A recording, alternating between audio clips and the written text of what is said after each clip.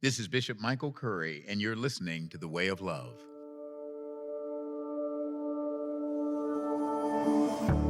Welcome to the Way of Love podcast with Bishop Michael Kory, a podcast from the Episcopal Church about following Jesus and changing the world. I'm your host, Sandy Milien.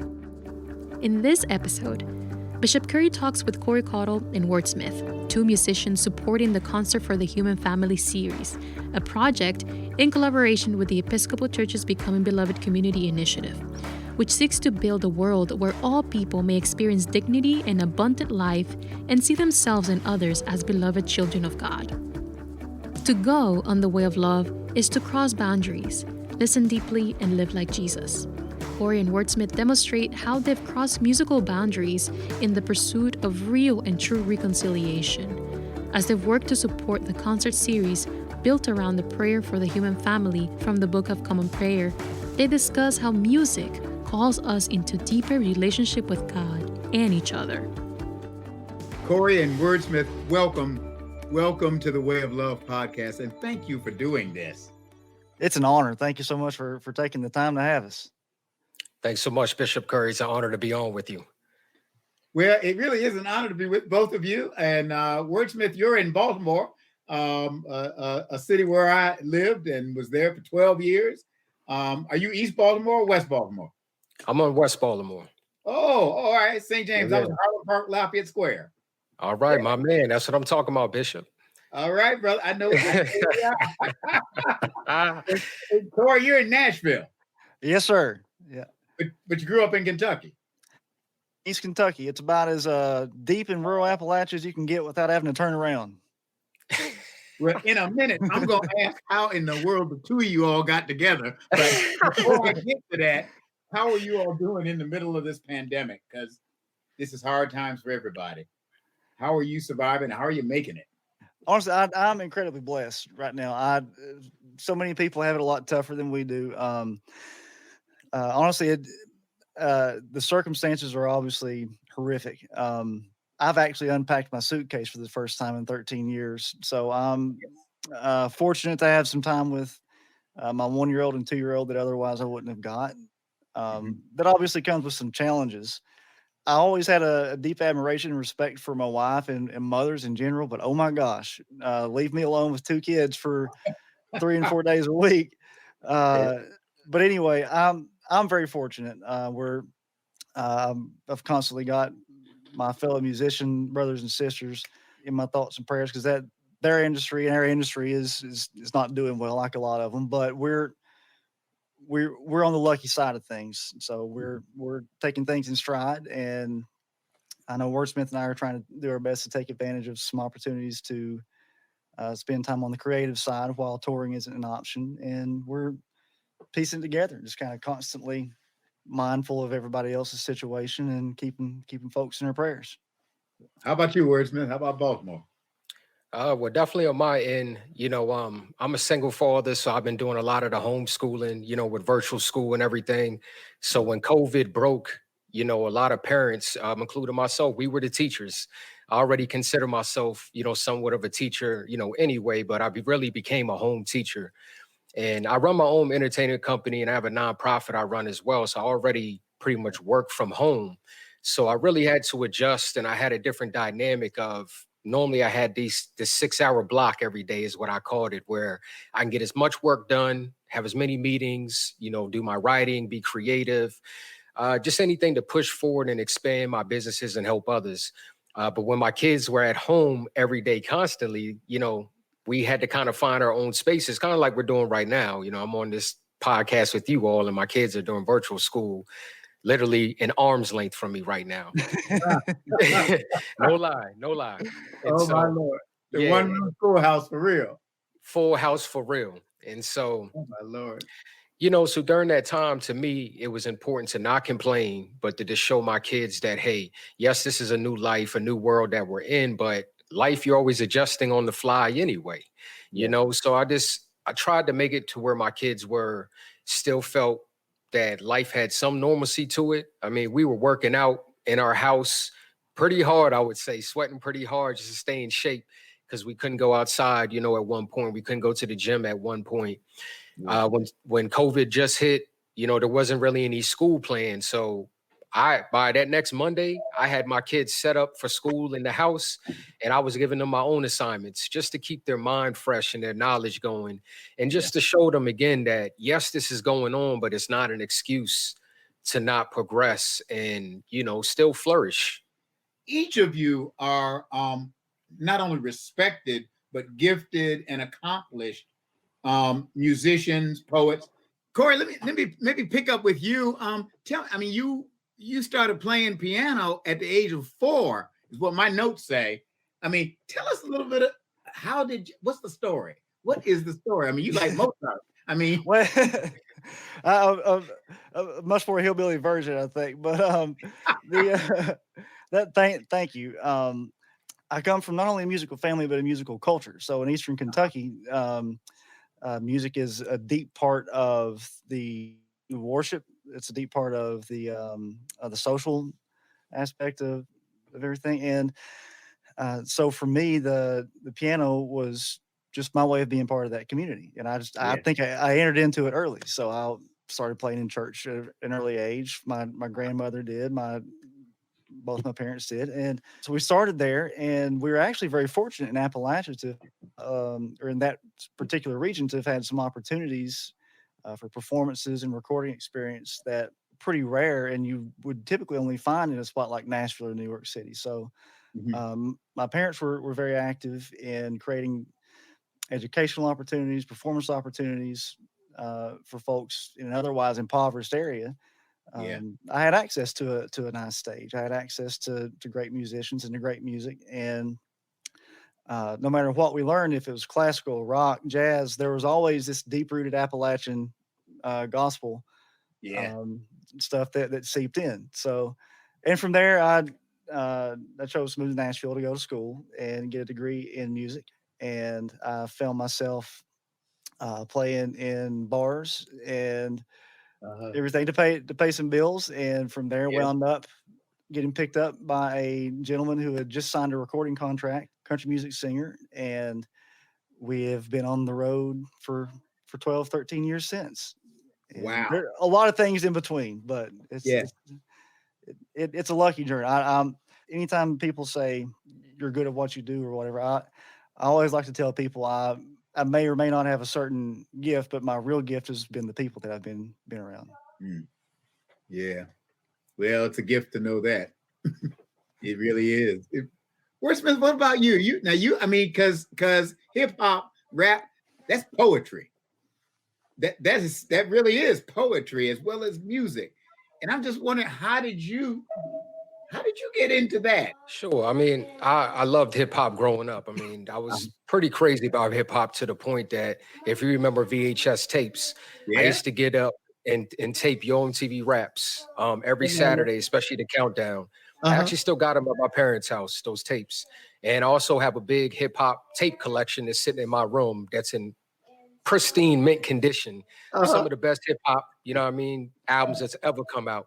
So I always loved hip hop, but just to be honest, I didn't see myself becoming a hip hop artist, a musician, a songwriter, anything like that, because I loved sports growing up, and especially football.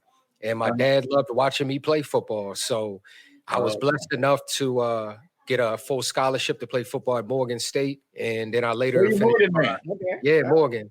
Right. And I later finished my football career at Salisbury University. And I actually was majoring in mass communications at Morgan State. And when I got to Salisbury, I tore my meniscus.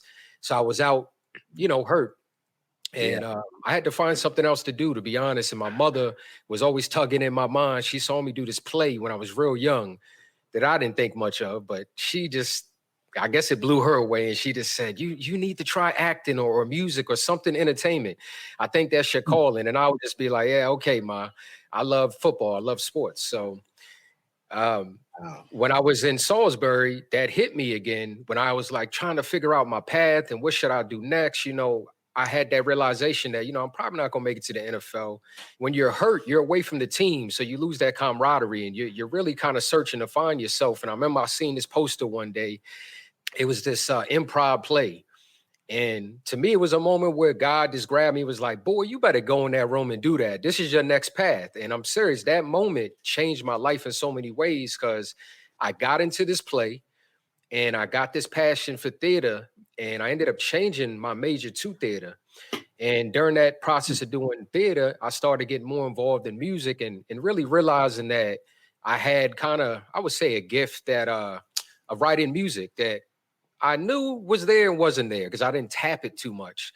And I started really falling in love with music and the intricacies of songs, and the structure of songs, and just different types of music. I would say different from Kory. I didn't, kind of a black sheep of my family as far as music. I can't say we have a lot of people in my family that are musically inclined. So I've always been kind of on the outside, and my parents are like, where did you get the musical talent from and all of that, you know? So during this theater time too, I had to make a decision. I said, I'm going to stop playing football. And I remember my dad, and I love him to death. He was so hurt because he loved watching me play. You know what I mean? Sure. And you got to think of pops, your dad saying, all right, you want to do music and theater instead of football? Really? What? You serious? And so to me, it was another moment, another challenge in my life to prove to my pops, but also to myself, that I could do this. You know what I mean? And so as time went, on, I really focused on my music, and I said, this is my passion, because not just because I love writing music, but I can impact others through my music. I see that my voice can help others. I remember I got this call from the jail out here in Baltimore City from this kid. I remember he emailed, I'm sorry to call, he emailed me, and he heard one of my songs at 88.9 on the Morgan State, radio station, Bishop Kory. And he said, man, I heard one of your songs when I was locked up, man, and it just really helped me out, because I felt like you were speaking to me, and you really seem to understand the struggle out here. And I've been blessed to live around the world. My dad was in the Army 27 years, but Baltimore City's home. I've been here for almost 20 years. So I've seen the good, the bad, and everything, and have become who I am living in this city. Yeah. And so when I saw people were taken to my messages and really looking and searching for encouragement, positivity, I was like, okay, now I see why I have this gift for music. It's not so much for me to boast about it or use it for the wrong things. I'm here to use my music to help others, speak the truth, put my opinion out there, be political when I need to, talk about faith-based issues when I need to, and that's what I'm doing. And to me, doing that type of music is how I met Kory, because I ended up opening up. He plays piano for big country singer Justin Moore. Why would I open up for Justin Moore? Let's really think about this. Okay. Yeah. So, but I did. Fate came into play, and I ended up being in Georgia, opened up for Justin Moore. And after all the show was done, seeing Kory and a couple of the other guys, and we just started talking. They were just like, man, we loved your music. We loved your set. And I was like, man, I was blown away by you guys. And I don't listen to country music, but it hit me. And I was like, this is fire, man. Opened my mind. We hung out on one of their tour buses, started kicking in, and Kory, we exchanged numbers, and Kory said, man, let's stay in touch, man. I want to try to do something in the future. And here we are. That's it. Well, you answered my question. That's incredible. It was by happenstance or providence. This smells like a God thing to me. This isn't an accident. Y'all were meant to be together. Yes, sir. You both shared similar past in one respect. You were immersed in music at a young age. You actually were. And that music kind of has guided your life.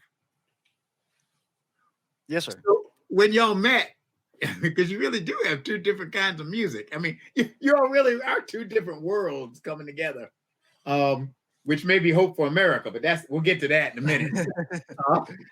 But what is it that you see in each other's music? Well, in Wordsmith, we were getting set up while he was sound checking, and in all the time we've been doing this and doing hundreds of concerts a year, we've never been on the bill with a hip hop artist, and we all love that music, and we have a deep admiration of it. And they were running some songs, and he had some lyrics in one of them, and I can't remember your song, Wordsmith, but The line was talking about performing with 2 or 3 people, but because those 2 or 3 people are there, you're going to give them everything as if you're in front of 300,000 people, because their monies and their time is just as valuable. And we're not there for ourselves. We're doing what we're doing so that people can come in somewhere and forget about their problems, forget about everything outside the world, and just enjoy music, which I fully believe is something God gave us for a specific reason. Yeah. And you had an honesty and an intensity about, and a tenacity about what you were doing, how you were doing it, and you were just on. A lot of times in country music, especially, there's a very laid back feel. It can be very casual, and we're set up to do things a certain way. And it was very refreshing to see somebody just militant in how they were going about their job, and it motivated us, and it gave us some rejuvenation. And so I met Wordsmith via the countryside, but I wanted to work with him on what I do outside of that in the world of jazz and Appalachian music and classical music. I was really drawn to him because I could tell he had a lot of things to say, and he had a sense of urgency about the fact that it needed to be said. And I felt the same way musically. Music has a way of reaching deeper than even words can. There's an old African proverb that says, without a song, the gods will not descend, which is a way of saying that somehow music goes deep into the soul on some levels that words may or may not. It depends on the word. But music, I was just watching something the other day about a man who has Alzheimer's. I mean, he's in a nursing home, and when the nurse or the aide played music from, I don't remember which era, but whenever he was young, he became alert. He started singing, started responding. And when the music stopped, he kind of went back to where he was.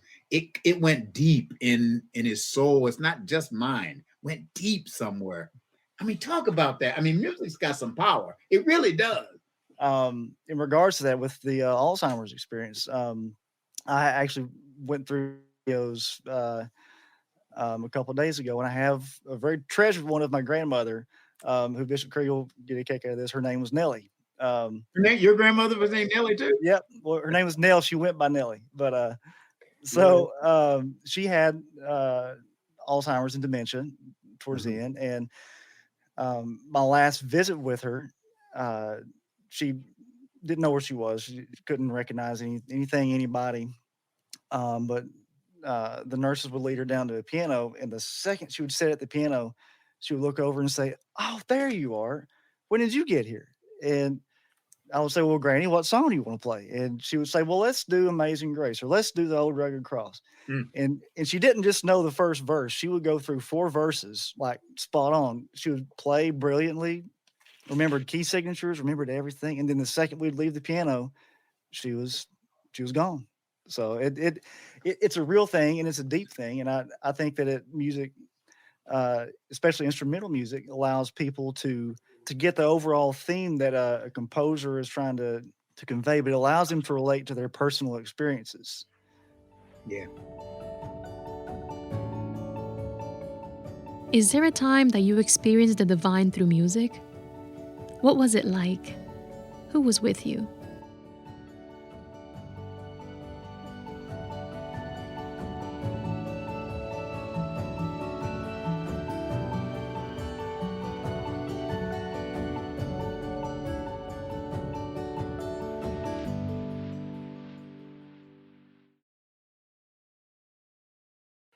You know, there's a story in the Bible, it's in the Old Testament, in the story of when King David was a young man.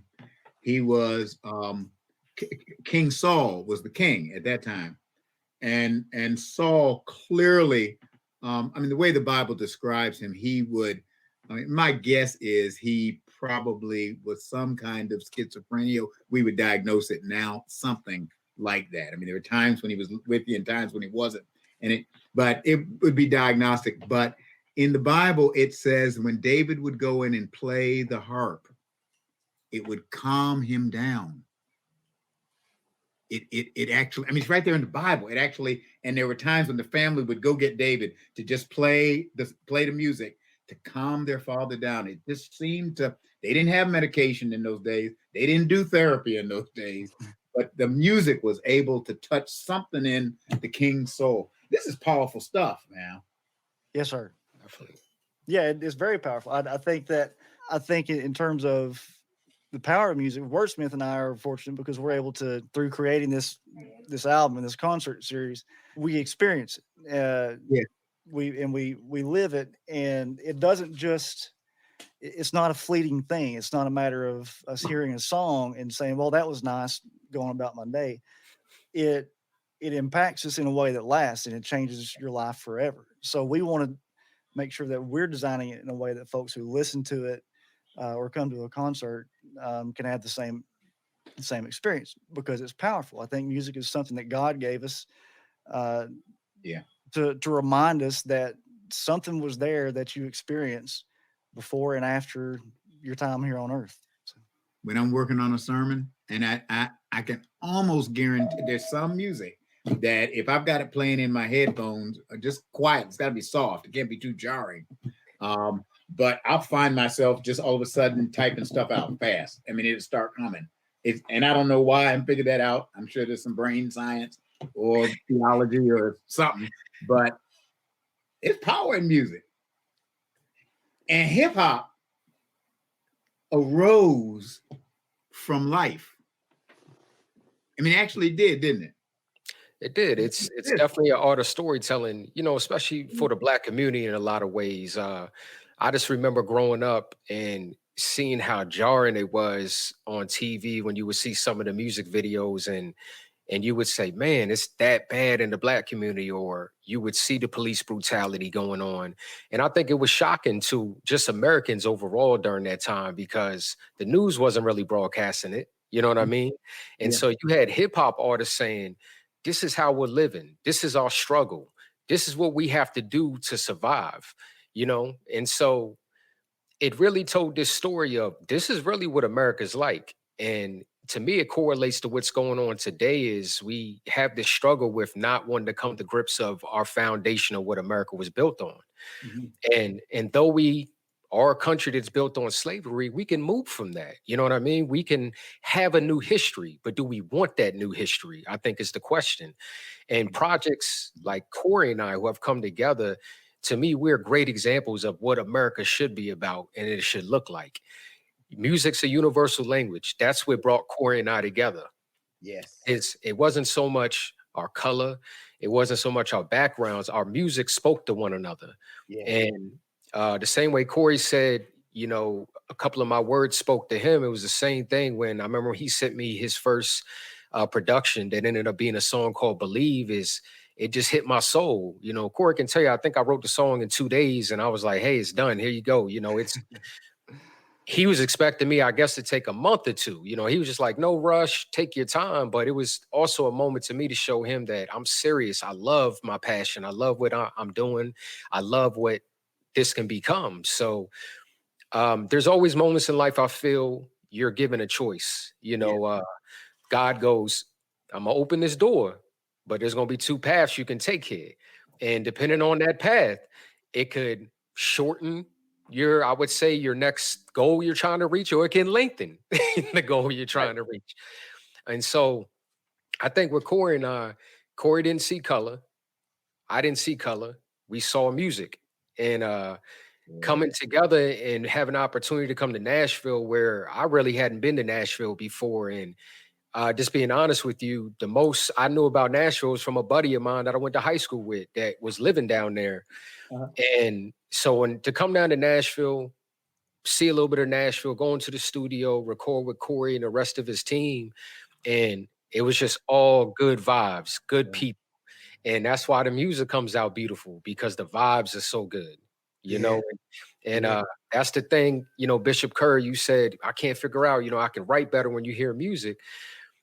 I know there's a scientific meaning or thing to that, but it's just like music can spark emotions. And I think that's what you feel sometimes is unconsciously it's sparking an emotion to cause you to write or get this feeling out. Because you got to think you could be down and listen to a song and it can bring you up. You could be up and listen to a song and can bring you down. Yes. You could be tired after work and be like, I need to put on something to get me, started because I'm trying to go party, but I'm dragging right now. You put that song on, get you moving, you know what I mean? You're like, I'm ready to be out the door. So music does a lot of different stuff for you emotionally. And I think that's why they've found, so many ways, even in rehabilitation centers, hospitals, even, during this time, so many COVID patients that have lost lives. I've seen so many different videos of people, especially on the classical side, playing music for them over Zoom, calming their soul. You know what I mean? I've seen some videos where the music, Kory, like you said, has brought a reaction out of an individual that has had no reaction for a month or weeks or so forth. So music has this really embedded power in it that us as humans, we have to use it for good, to be honest. It's not always used for good, but I feel Kory and I, we have a meeting of the minds, and along with the rest of the team, that we are making music for good, to help others, to enhance others in this lifetime. Wait, you're leading right into the project that you all are working on. Tell us about that and what's behind it. So we started planning the music around the concert series, the Concert for the Human Family. And in doing that, I had an instrumental piece that needed something. It didn't need to be just an instrumental. And that's when I called Wordsmith to see if he'd like to collaborate on one. And that led us into a couple other tunes. And I think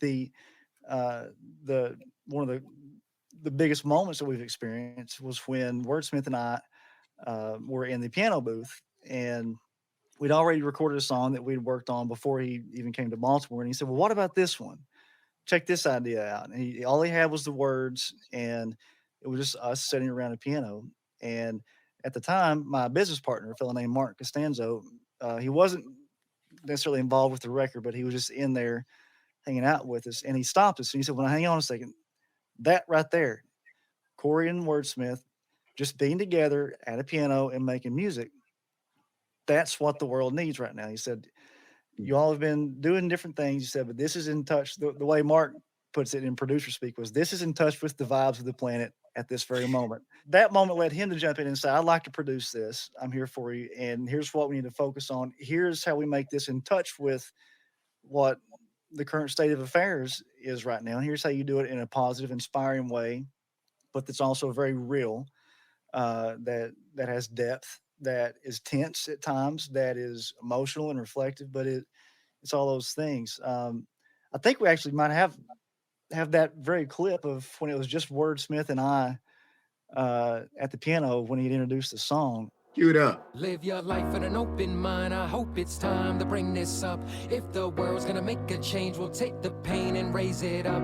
You got fight, better flex your rights. It's not alright, don't know what's up. Saying why, you wonder why. This is why we got no trust. You're so anti-rap, anti-black with all these anti-facts. Hold that thought, let me run this back. You're so anti-race, anti-hate with all these anti-fakes. It's that time to show some faith. Let me say my piece, so OG, but the boy unique. I'll take a stand, you can have them seats. I'm anti-fake when you want that beef, anti-hate when you need relief. I'm anti-mad, let me show my teeth. Anti-threat when the talk is cheap. The beginning of that was just Wordsmith and I at a piano, and he had something to say and I had something to play. So we're hoping to hone that in a way that allows listeners to experience what Wordsmith and I felt and all that. Now, is that part of the Concert for the Human Family? Is this that clip we just heard? Yes, sir. That's one of the songs. Yes, sir. That's one of them. So the concert, I mean, this is an interesting collaboration like the two of you all. I'm not sure anybody would have put Eastern Kentucky or Maryland Episcopal Church together. That's just not a threesome I'm sure anybody would have ever thought of. It's amazing. And yet, Concerts for the Human Family. What does that mean for you all? What does that mean for us right now in this country and in this world? For me, it means that unlike the typical concert experience, the focus on this is about people being together.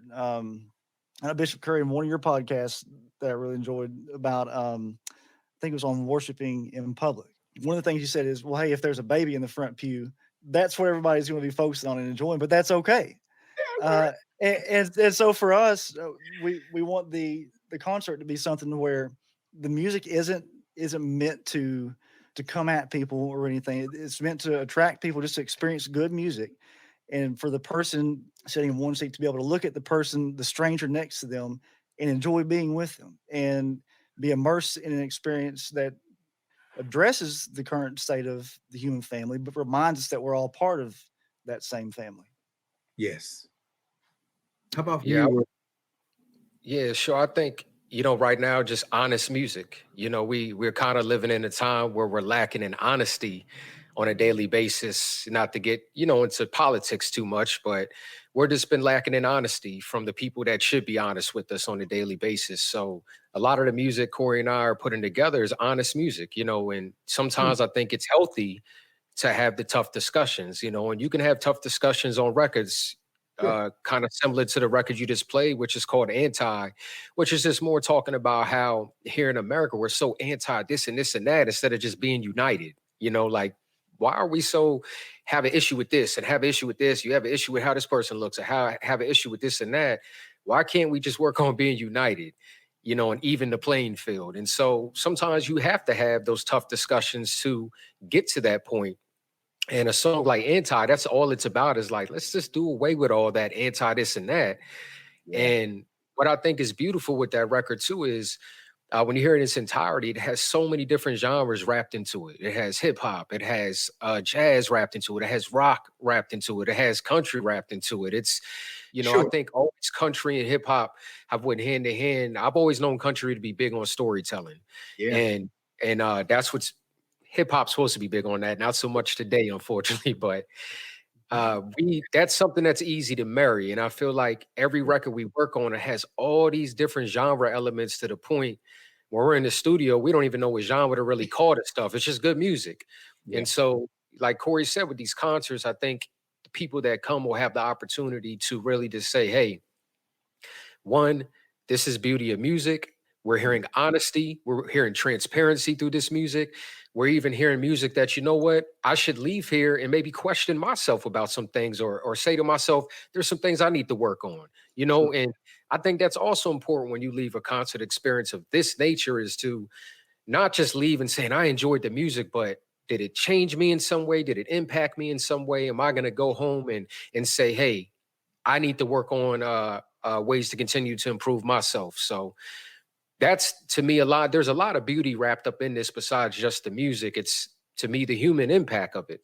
Yeah, and the church is doing a phenomenal job of making sure that everything is designed in a way to where we're not just playing a concert and leaving town. There's work to be done before and after in that community, and the concert is just a small piece of that. So that the goal is for us to do a small part via music and strengthen the communities, and in giving people an hour and a half, 2 hours worth of something that they leave with feeling inspired to love more, to just to make their surroundings better and more positive.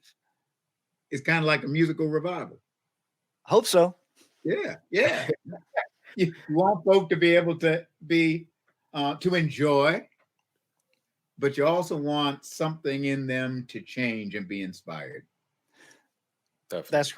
That's correct. And I think that while the music isn't religious in nature, it is spiritual in nature. Yeah. And with that comes pretty stuff. With that comes tense stuff and dissonance. And it's meant to be reflective of the human journey. It's gotten even crazier in 2020. So yeah.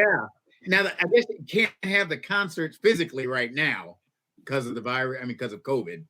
Right. But that day will come. I mean, hopefully a year from now or something like that. It's not too far off. I hope so. I think you're right. We're all praying for that for sure. But most of the music is actually done. Yes, sir.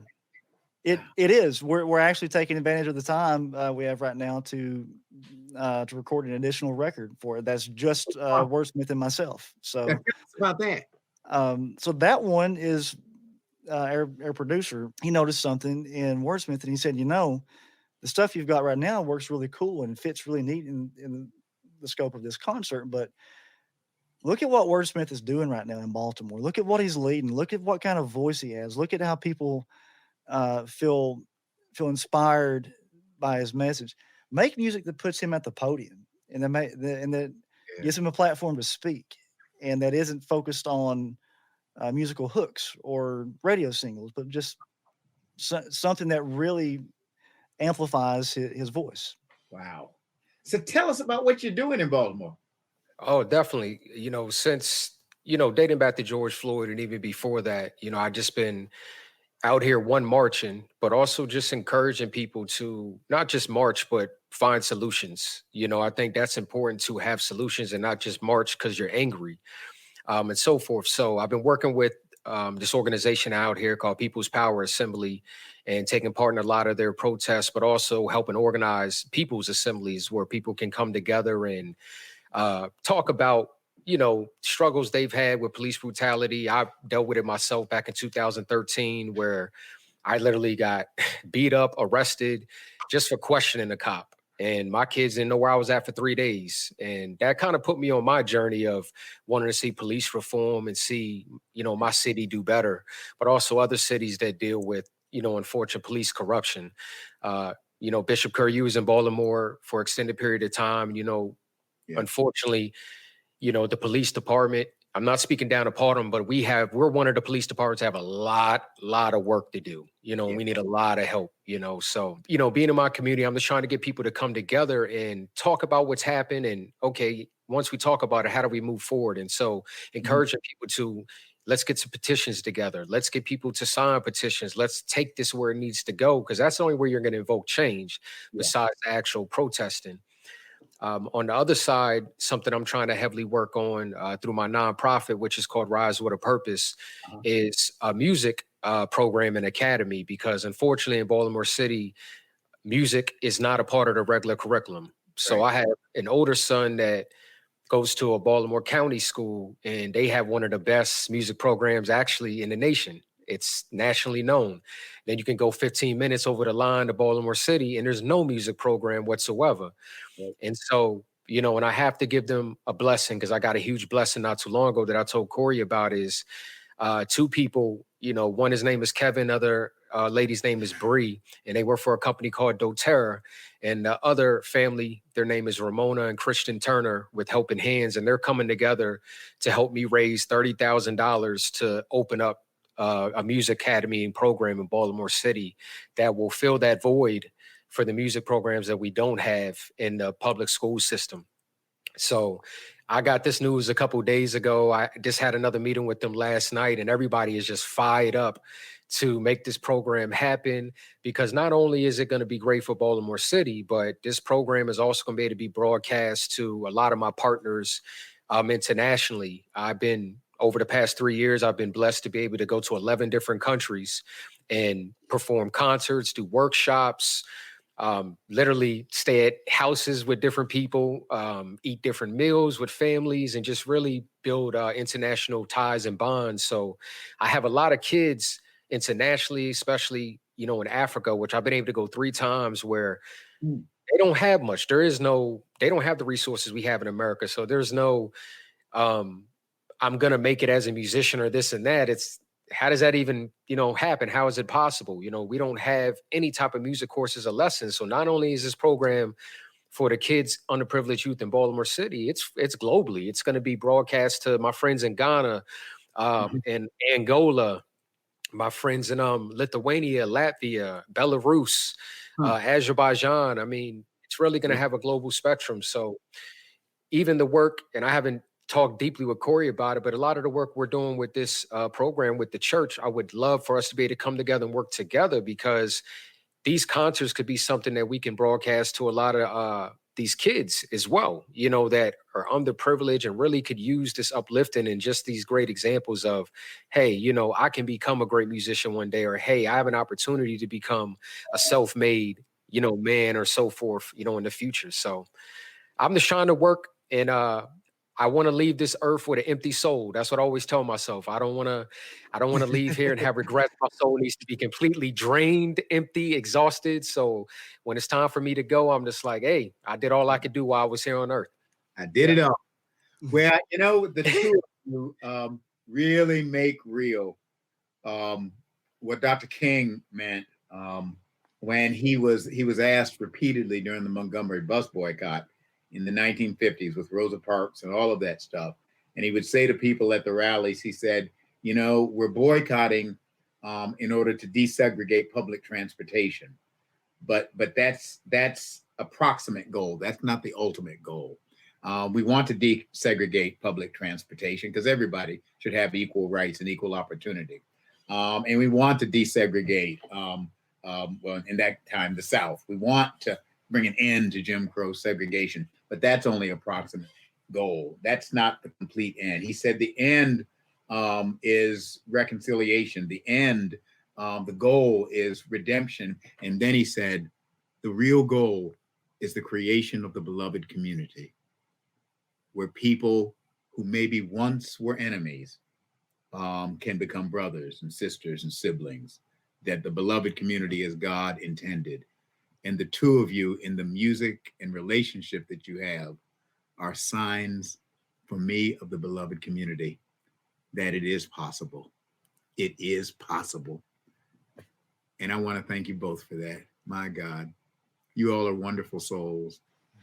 It's what they say in India called great souls. Great souls make room for others. And you brothers are that. Thank you for being with us. And thank you for the concert for the human family. Thank you for blessing us today and in all you're doing together. God bless you. Amen. It's been an honor. Thank you, sir. Thank you, Bishop Curry. Thank you so much. Kory, thank you, brother. Appreciate you as always, man. Pleasure's all mine. Well, that's a wrap on this episode of The Way of Love with Bishop Curry. If you'd like to learn more about Kory and Wordsmith, visit their websites at korycaudill.com and wordsmithmusic.com. If you'd like to know more about how you can participate in the Concert for the Human Family, visit concertforthehumanfamily.com. We'll be announcing 2021 dates for live stream virtual concerts soon. As always, you can learn more about Bishop Curry and the Way of Love, including how to create your own personal rule of life at episcopalchurch.org. This week we give thanks to Wordsmith, Kory Caudill, Bishop Curry, Nancy Davidge, Jerusalem Greer, Chris Sikkema, Jeremy Tackett, and Scott Vatplenserans. I'm Sandy Milien, and I'll see you next time on The Way of Love. The way of Jesus is the way of love, and the way of love can change the world.